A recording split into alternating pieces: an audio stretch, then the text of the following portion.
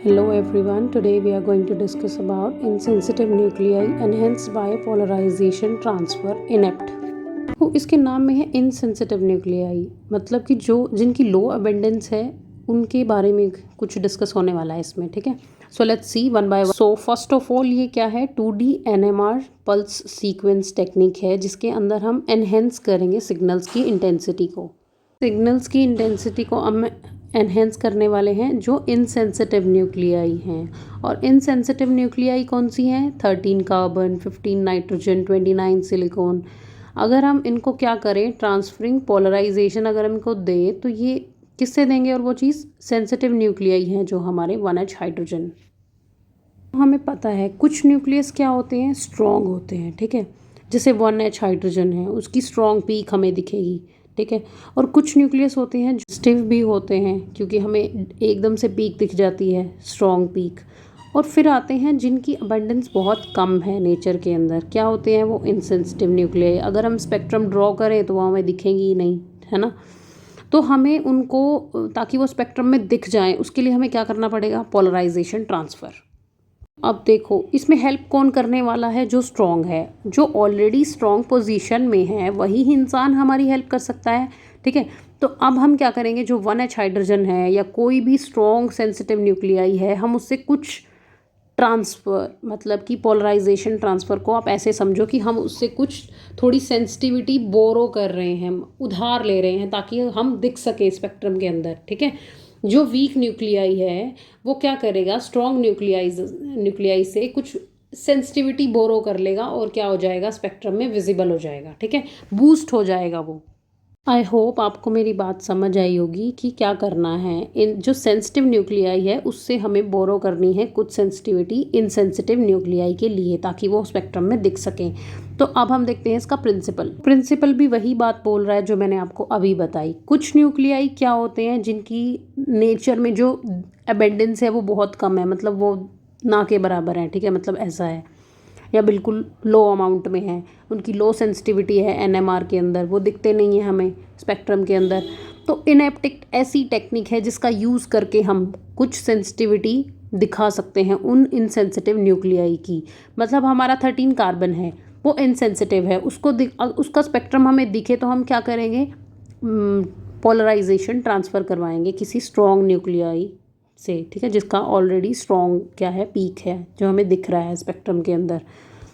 अब सवाल आता है कि ट्रांसफ़र जो है पोलराइजेशन का वो करने क्या वाला है स्पेक्ट्रम के अंदर। तो वो क्यों क्या करेगा, जो वीक सिग्नल्स हैं हमारे इनसेंसिटिव न्यूक्लियाई के, 13 कार्बन के, 15 नाइट्रोजन के, वो हमें नहीं दिख रहे, उनके सिग्नल्स को क्या करेगा, वो एनहेंस कर देगा। ठीक है, देखो इनेप्ट का कोई अपना स्पेक्ट्रम नहीं है, वो खुद से कोई स्पेक्ट्रम नहीं देगा, वो जस्ट एक एनहेंसमेंट टेक्निक है। लाइक हमें पता है कोजी का हमने डिस्कस किया, स्पेक्ट्रम डेप्थ का डिस्कस किया, लेकिन इनेप्ट का ऐसा कोई स्पेक्ट्रम नहीं है। वो क्या करता है, सिर्फ एनहेंस करेगा वो। अगर हम इनेप्ट को अप्लाई करें तो सिग्नल्स जो हैं, जो इनसेंसिटिव न्यूक्लियाई के सिग्नल्स हैं, जैसे 13 कार्बन हो गया, 15 नाइट्रोजन हो गया, वो हमें स्पेक्ट्रम में नहीं दिख रहे थे। जैसे ही हमने इनेप्ट अप्लाई किया वहाँ पे सिग्नल्स हमें दिखने शुरू हो जाएंगे, विजिबल हो जाएंगे वो हमें।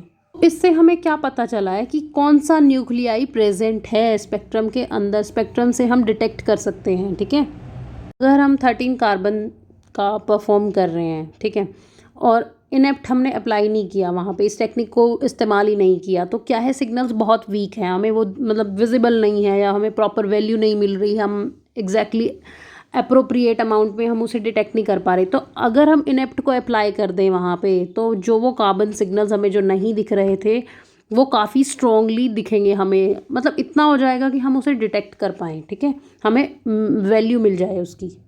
चलो मैं आपको एक एग्जांपल से समझा देती हूँ कि कैसे होगा। तब हम इनेप्ट अप्लाई करेंगे और जब नहीं करेंगे, जब हम नहीं करेंगे तो सिग्नल ऐसा दिखेगा फर्स्ट, और अब जब हम इनेप्ट अप्लाई कर देंगे तो अच्छे से विजिबल हो रहा है हमें। ठीक है, नेक्स्ट आता है कि 13C कार्बन स्पेक्ट्रम जो है कुछ स्मॉल ऑर्गेनिक मॉलिक्यूल्स का, ये डायग्राम की थ्योरी है, वो बोल रहा है कि इनेप्ट जो हमने अप्लाई नहीं किया तो सिग्नल वीक था। ठीक है, और जब हमने इनेप्ट अप्लाई कर दिया तो हमें हर कार्बन का सिग्नल मिल रहा था, शार्पली स्ट्रॉन्गली हमें वो विजिबल था। मूव अहेड, अब आता है 15 नाइट्रोजन स्पेक्ट्रम।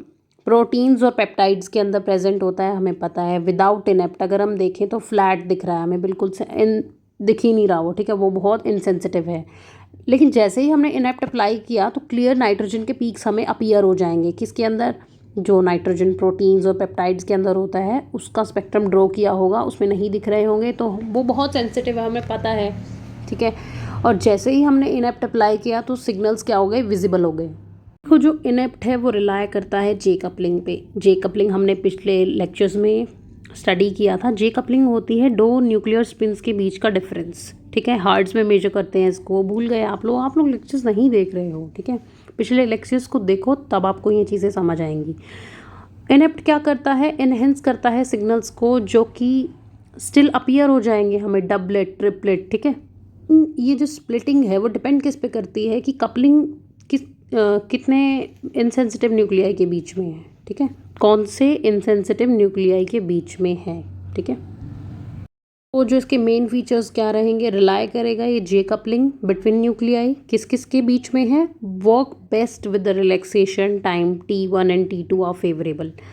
मतलब रिलैक्सेशन टाइम अगर एग्जिस्ट कर रहा है तो उस पर काफ़ी फेवर करेगा। Move ahead to the next topic that is het cor, heteronuclear correlation spectroscopy. अब ये भी क्या है? 2D NMR टेक्निक है। Let's study this. अभी देखो हेट कोर क्या है? एक 2D NMR टेक्निक है, ठीक है। ये कोरिलेशन दिखाएगी किसके बीच में? दो डिफरेंट टाइप के न्यूक्लियाई हैं, ठीक है।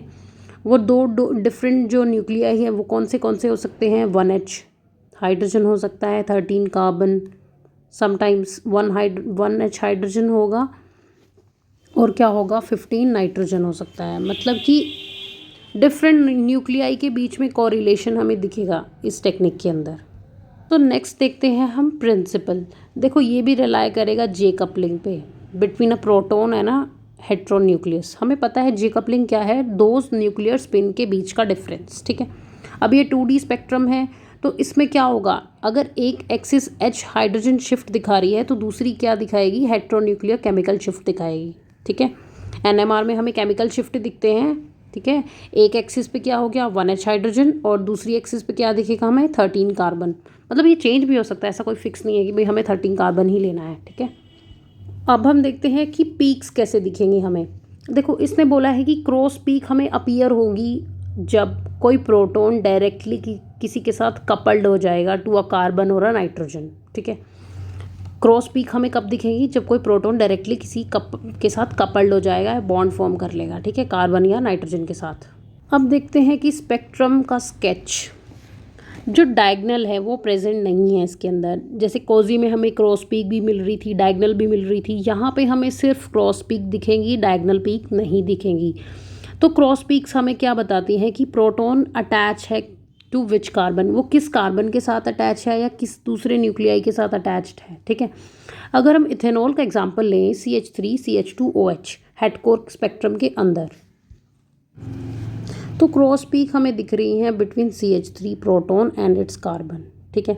क्रॉस पीक हमें दिख रही है CH2 प्रोटॉन और उसके कार्बन के साथ, CH बॉन्ड है ना यहाँ पे प्रेजेंट, उसके बीच में दिख रही है हमें cross peak. OH usually weak, अब एब्सेंट इफ नॉट कपल्ड, अगर वो कपल्ड नहीं है तो वो हमें नहीं दिखेगा। हमने ये बात बोली थी ना, क्रॉस पीक हमें कब दिखेगी? जब वो किसी कार्बन या हाइड्रोजन के साथ कपल्ड करेगी, ठीक है। सो अब आता है इसके यूजेस में क्या होगा? ये असाइन करने में हेल्प करता है कि 13 carbon signal using 1H shift. देखो एक एक्सिस पे हम 1H हाइड्रोजन शिफ्ट ले रहे हैं और 13 कार्बन के केमिकल शिफ्ट शो करेगा। यूज़फुल है ये स्ट्रक्चर एल्यूसिडेशन में ऑर्गेनिक मॉलिक्यूल्स के। तो ये सब क्या हो गए? इसके यूजेस हो गए। So this is all about today's video. If you like this video then hit the like button, share and subscribe to my channel, and thank you so much.